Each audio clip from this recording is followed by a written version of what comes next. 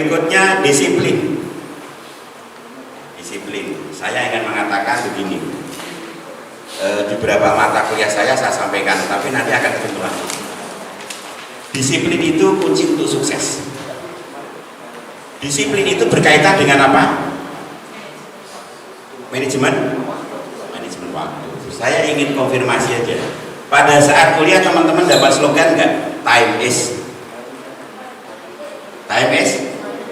Sepakat? Satu kelas ini time is. Time is money. Oke? Atau ragu-ragu? Abstain. Time is apa? Kalau time is money, Anda itu dikasih jebakan Batman. Nggak ada orang yang banyak waktu luang, duitnya banyak. Songgo uang ya ngalamun gitu. Saking banyaknya waktu luang ya. Maka slogan itu harus dirubah mulai hari ini, teman-teman. Dengan disiplin itu. Bukan time is money, time is knowledge. Waktu adalah ilmu. Maka hari ini Anda duduk di sini itu bukan karena saya bagi-bagi angpau, ya kan? Karena saya bagi-bagi informasi. Maka Anda duduk 1 jam atau 1 jam setengah atau 2 jam mungkin sampai sore nanti. Itu dapatnya apa? Dapatnya adalah knowledge, pengetahuan. Baru knowledge is power. Anda punya ilmu, Anda akan menjadi kuat. Karena kekuatan Anda itu karena ilmu Anda, maka Anda akan bisa mendatangkan power is money. Orang yang kuat karena dia punya ilmu, dia akan mendatangkan duit. Mohon maaf, saya bukan untuk takabur. Saya orang yang pertama di dalam hidup saya yang ingin memutus mata rantai kemiskinan. Saya bukan mengundat-undat orang tua saya, enggak. Saya itu lulus SMP nganggur 3 tahun, mau masuk SMA. Teman-teman lulus SMA, saya baru masuk SMA. Karena apa? Karena orang tua saya tidak bisa bayar untuk sekolah SMA. Anda bisa menyimpulkan sendiri orang tua saya itu seperti apa kelas ekonominya kan? Tapi karena saya bisa memutus itu dengan ilmu tadi, saya kemana-mana bawa buku. Lulus SMP itu saya jaga toko itu bawa buku sampai diejek, penjaga toko aja bawanya buku. Saya belum sekolah, saya bawa kamu juga buku nggak pelajari. Karena waktu itu saya jadi gaya.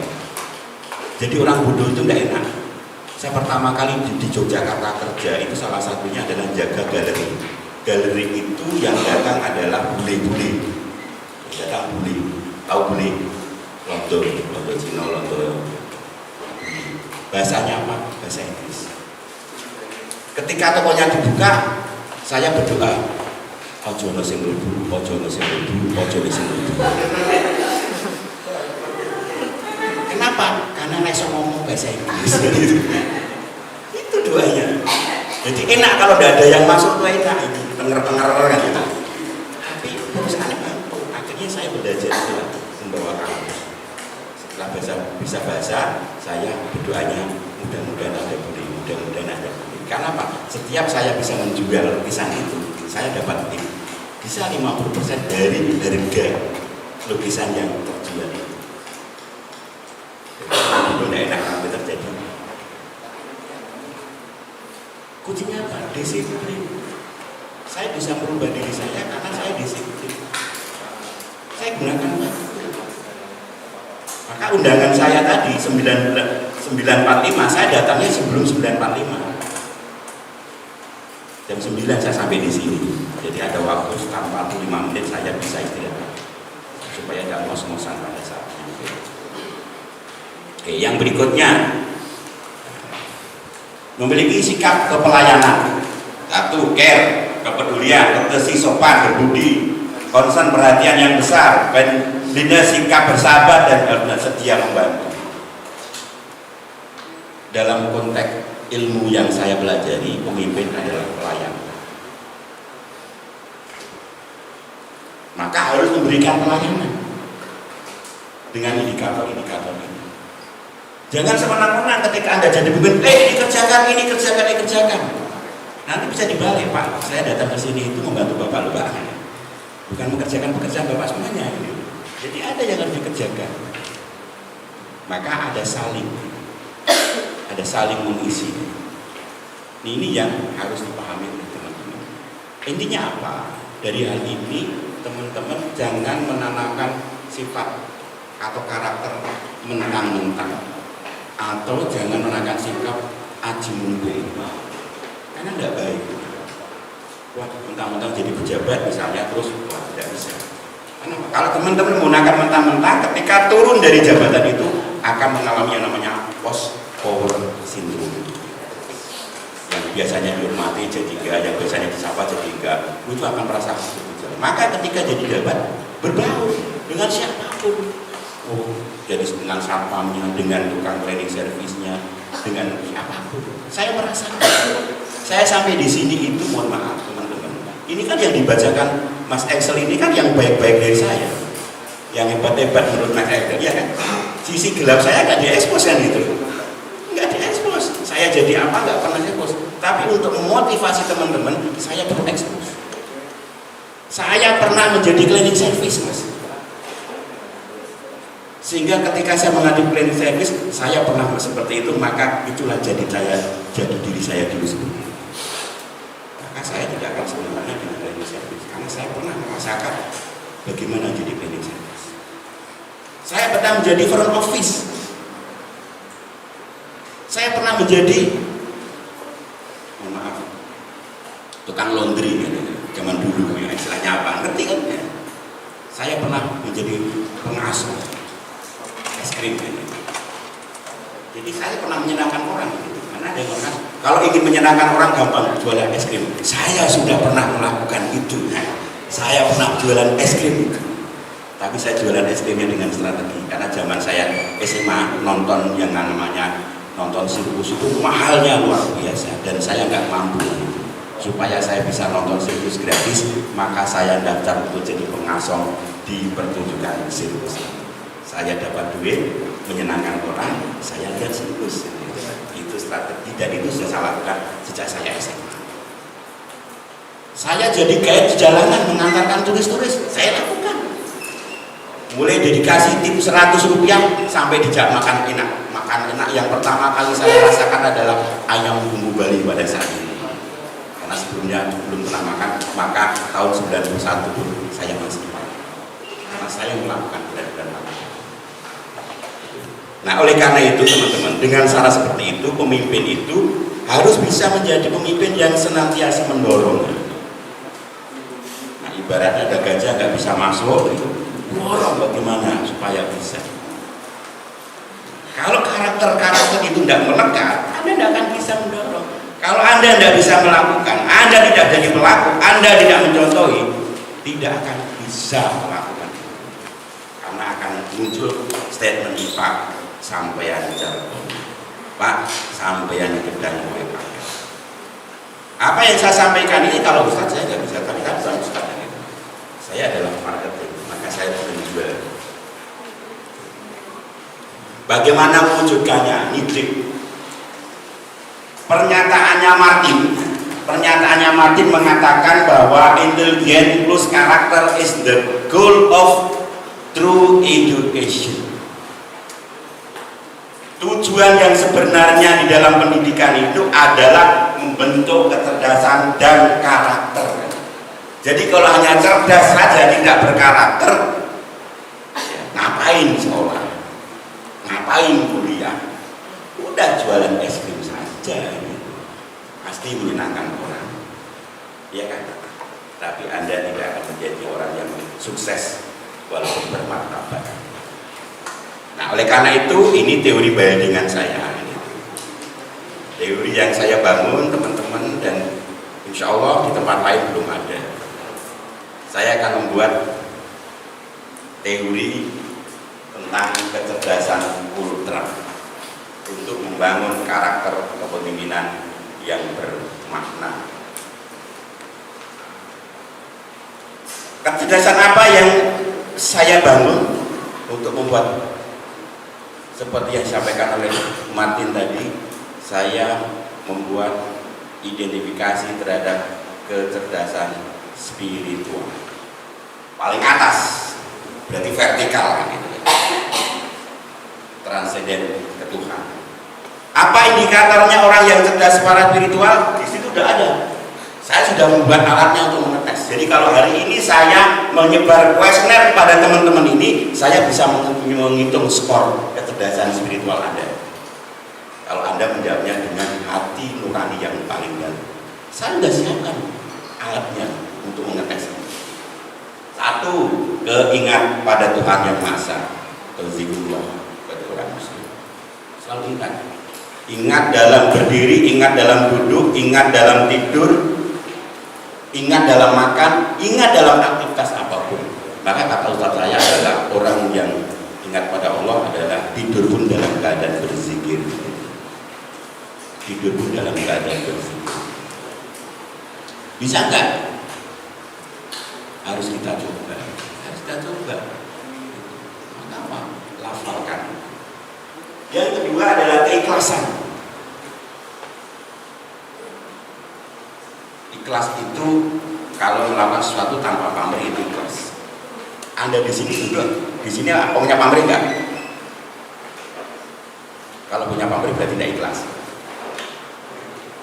Kejujuran, kedisiplinan, kesadaran, kesabaran, syukur nikmat, dan introspeksi diri. Itu biasa diukur. Jawaban Anda benar semuanya terhadap pertanyaan itu.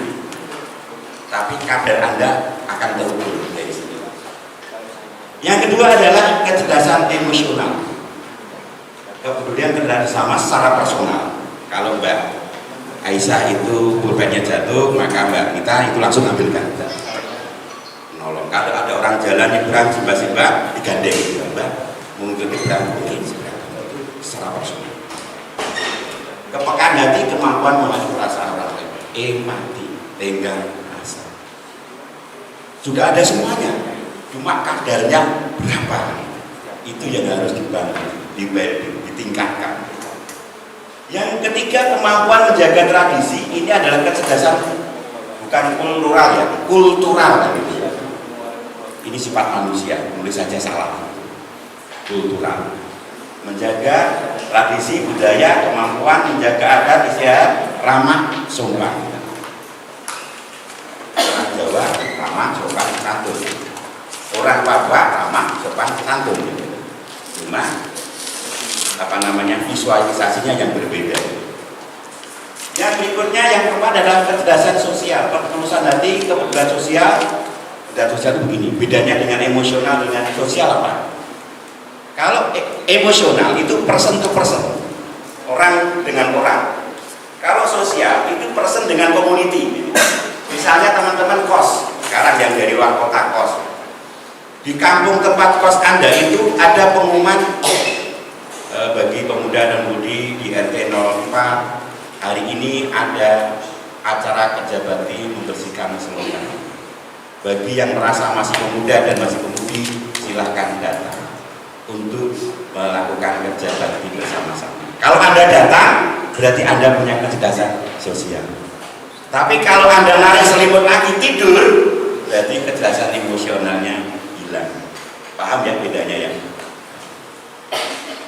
Tinggal kadarnya berapa. Oh ya saya datang, tapi terlambat. Setelah apa? Konsumsinya keluar. Niatnya berbeda. Nah, sedang menolong dalam masyarakat. Yang terakhir adalah kecerdasan intelektual. Wawasan luas, kerja, kritik, analitik, dan bersaksi. Ini yang disampaikan Mike Excel tadi. Jadi mahasiswa, bajunya mahasiswa, sepatunya mahasiswa. Pakai jaket alma mater, otaknya ya. Bukan mahasiswa ya Mas Excel ya. Ini yang harus dibangun. Tapi pertanyaannya kenapa harus diletakkan di belakang? Karena saya punya singkatan. Inilah yang disebut dengan seksi. Saya ingin mahasiswa Wijayamatra menjadi mahasiswa yang lulus seksi. Cerdas secara spiritual, cerdas secara emosional, cerdas secara kultural, cerdas secara sosial, dan cerdas secara intelektual. Kenapa intelektualnya di belakang Pak? Karena untuk menjadikan orang pinter hanya cukup 2 jam Anda duduk di sini. Pinter itu kan karena tahu gitu. Orang yang cerdas baca sekali nggak tahu, ditanya bisa pinter loh kan. Gitu ya. Tapi untuk menjadi orang yang jujur, orang yang sopan, orang yang menghargai orang lain, itu butuh waktu yang lama. Maka kegiatan semacam ini tidak harus hanya berhenti di sini. Ada lanjutannya, ada kurikulumnya misalnya. Dan itu bisa dilakukan. Satu, di dalam kuliah ini membuat orang dasar pula ada melalui mata kuliah agama, betul kan? Agama. Supaya cerdas secara emosional melalui mata kuliah apa? Pancasila. Pancasila. Supaya cerdas secara budaya melalui mata kuliah apa? Widya Mataraman. Sudah dibangun semuanya gitu. Supaya Anda jelas apa sosial, gabungan dari mata kuliah tadi.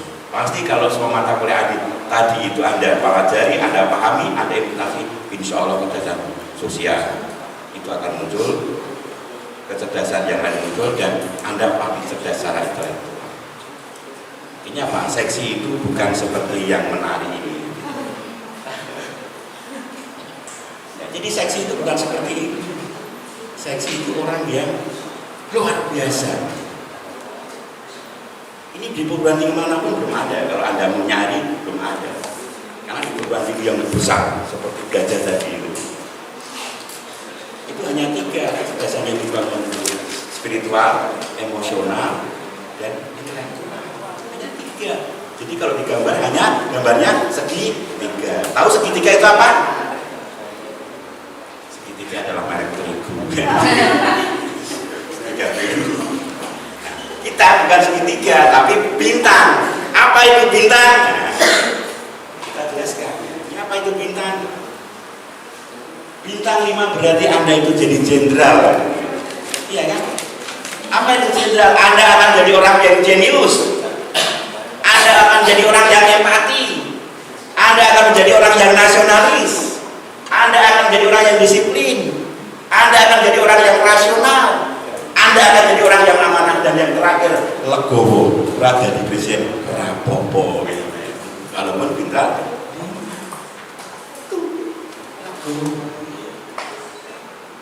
beda, atau bedanya kan ada maknanya. Setiap yang apa gambarkan ada supaya Anda terinspirasi gitu loh. Nah, kalau sudah jadi jenderal, insya Allah teman-teman akan menjadi jenderal di perusahaan masing-masing. Apa? Menjadi pemimpin itu 3 karakter dasar utama yang diterapkan: leadership, managership, entrepreneurship. Pemimpin itu melaksanakan, mengorganisasi, mengontrol, dan itu dilakukan bersama-sama tim. Karyawan itu adalah tim, bukan pekerja. Sehingga setiap level kebijakan itu biasanya dimusyawarahkan. Biasanya adalah bijinya ulur tangan. Nanti, nah ini materi yang lain cuma untuk sekilas saja. Lawannya adalah parsial. Sekarang saya diminta, apa sih karakter ideal seorang pemimpin itu? Banyak sekali sekarang.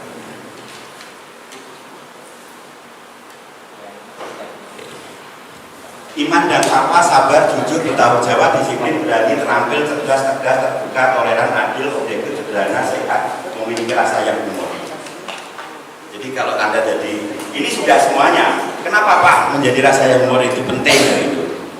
Supaya Anda bisa memimpin. Jadi jangan sampai, mohon maaf, jadi pemimpin Anda buka WA-nya saja, itu deg-degan. Pakai monopo ini aku di WA ini. Jangankan buka WA, melihat profilnya aja itu deg. Apalagi profilnya sama kan itu. Apa ini ya? Ngeri gitu.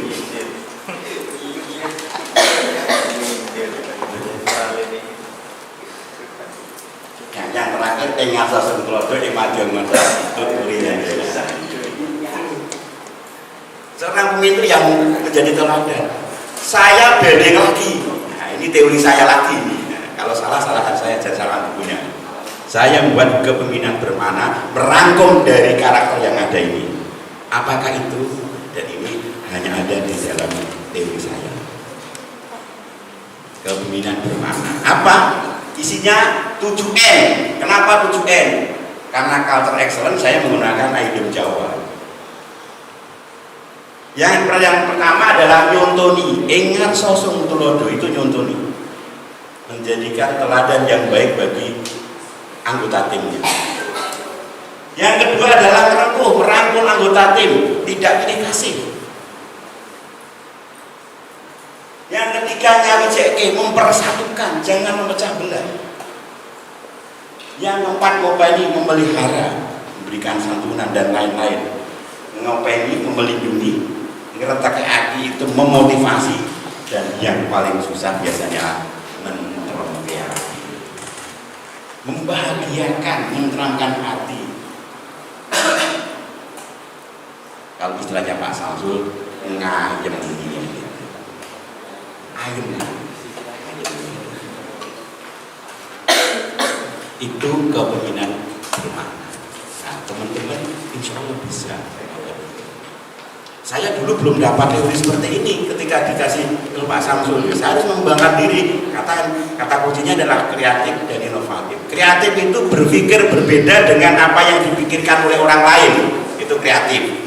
Inovatif itu melakukan sesuatu yang berbeda dengan yang dilakukan oleh orang lain.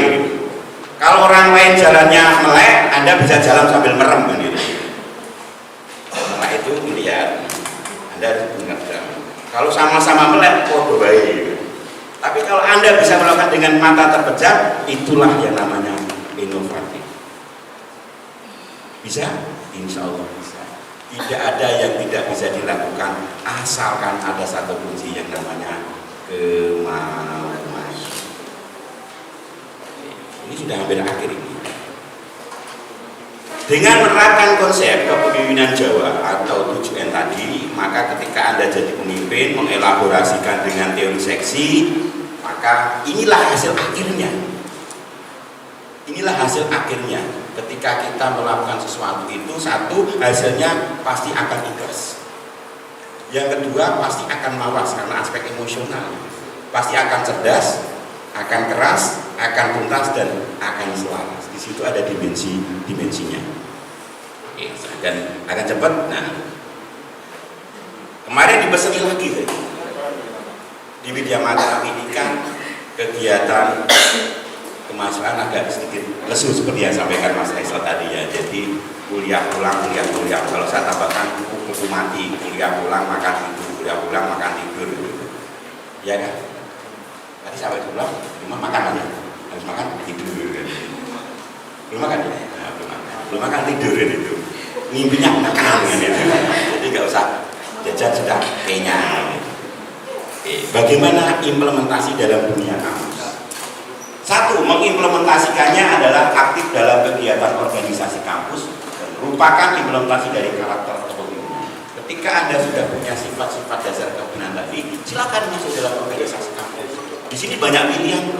Mau masuk di lembaga fakultas ada BEM, PMF. Di universitas ada BEM, ada DPM, mungkin nanti ada DPMF, ada UKM, ada HMJ. Nah, masuknya di mana? Di BEM dan UKM. UKM-nya apa? UKM pasca sama dia. UKM-nya 2, BEM-nya itu. Gundang, gandeng, gendong. Maksudnya apa?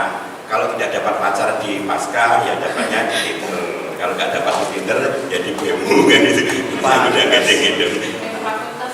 Udah dapat di fakultas. Sudah dapat sarana mencapai sukses. Organisasikan.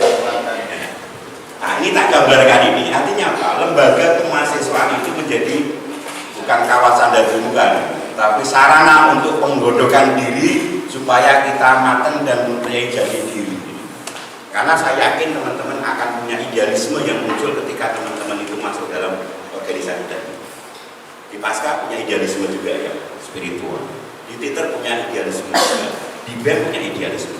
Tapi yang penting adalah bagaimana ketika teman-teman itu melakukan kegiatan, lakukan kegiatan itu dengan benar. Supaya hasilnya benar.